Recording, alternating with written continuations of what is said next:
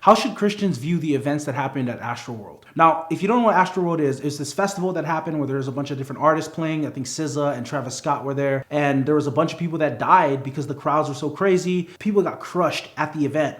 Now, there's a bunch of Christians that I've been seeing online who are saying that the reason this stuff happened was because the people there was sin being celebrated, there was sin being glorified. And I don't doubt that those things were happening at that event, but how should Christians view a tragedy like that? Well, in Luke 13:1, it talks about these people that came up to Jesus and they mentioned the Galileans whose blood Pilate had mixed with the sacrifices. Now, Jesus asked the people that come up to him, do you think that these Galileans were worse sinners than all other Galileans because they suffered in this way? Do you think that those people that died in that tragic way were worse sinners than the other Galileans?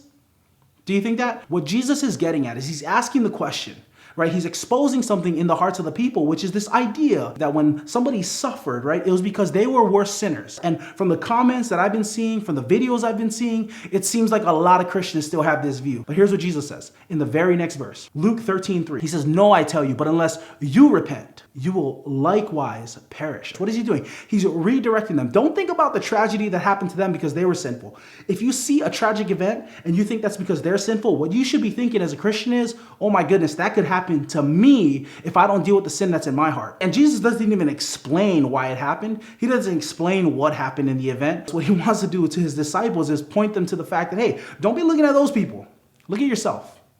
Don't be worried about how God's judging them. Don't be worried about how they're living. Worry about how you're living. Are you following God? Are you living as a Christian? Are you living in accordance with the words? Not that they say they believe, right? The people that are celebrating sin or whatever, they believe that. But you, Christian, primarily you, how are you living? How's your life?